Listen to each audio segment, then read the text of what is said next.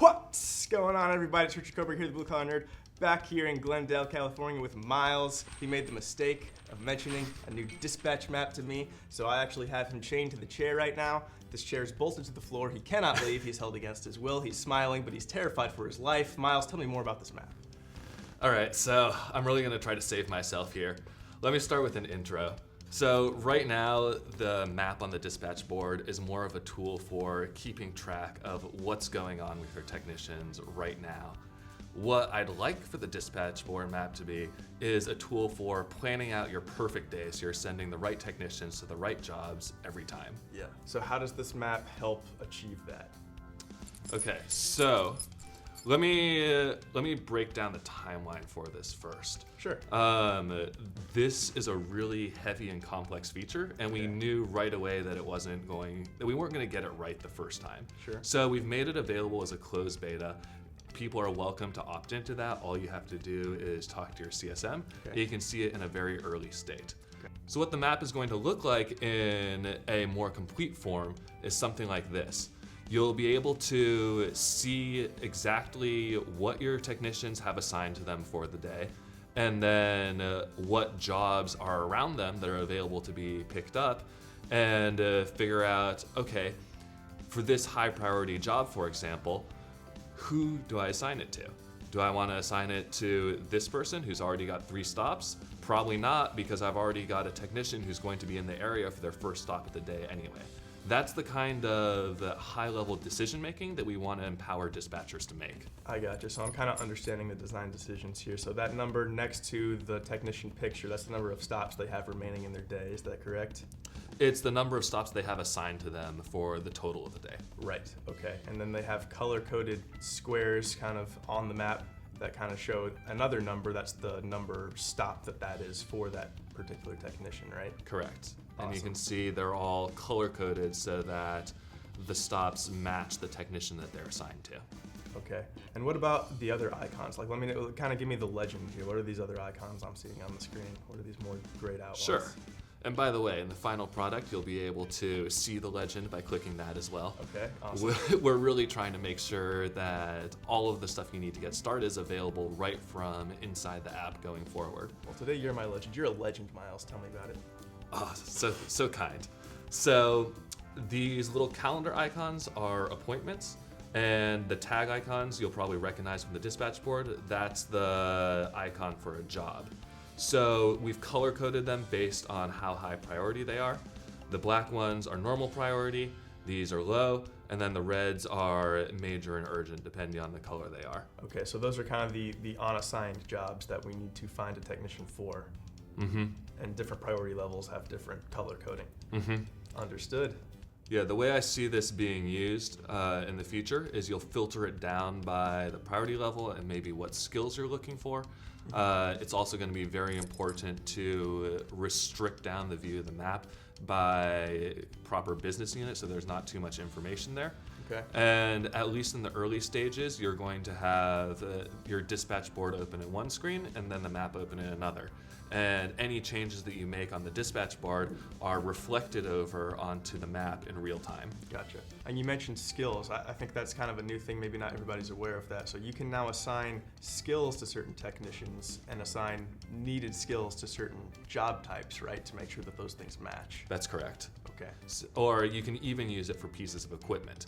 Say, I only have a certain number of technicians with a ladder on their truck. Mm-hmm. I would assign the ladder skill to those technicians and make sure that any jobs that required a ladder went to those technicians and those technicians only. I actually do that when I get back home. That's a brilliant idea. Okay. All right. So, and you mentioned when you were going over the different icons, that calendar icon is upcoming appointments. So can you tell me more about, when you say upcoming appointments, you mean like appointments that haven't yet been booked, am I right? Yeah, so when you set up a membership, you have certain commitments to the customer, like I'm going to come in and do a tune-up once or twice a year, for example. Right. Those commitments are captured as upcoming appointments in ServiceTitan. Right, and we're showing those on this map. Mm-hmm. So tell me what the driver was behind that decision. So right now there aren't a whole lot of tools available for making sure that you're setting up these upcoming appointments in a way that works for you and your business. So we created another screen where you can view all of your jobs and appointments for a given date range, up to a month. And by doing that, you can get to the point where you see these clusters of appointments and you start booking more appointments in that area because you know that your technicians aren't going to have to travel far. Gotcha. So just another thing to kind of help further push for efficiency. You see somebody's already working in that cluster and you've got 3 or 4 appointments, you might as well give those people a call, see if maybe they want to do their appointment today. Yep, that's right. Makes perfect sense. All right, awesome. This looks super cool. I'm definitely looking forward to it. You said it's in open beta right now? Yeah, and I think that's actually a good segue. Okay, so let me show you what it looks like right now, because up until now we've just been working off of the mock-ups. Gotcha. So we've got most of the foundation there, but we really prioritize getting this into people's hands as soon as possible so that we can start getting feedback as opposed to giving it the usual amount of polish. So you can see that the interface looks a little bit different. This was off of the first round of mock-ups that we didn't get around to. Yeah. There's also certain elements that you wouldn't have seen in the mock-ups, like an alert showing you that certain technicians don't have verified addresses.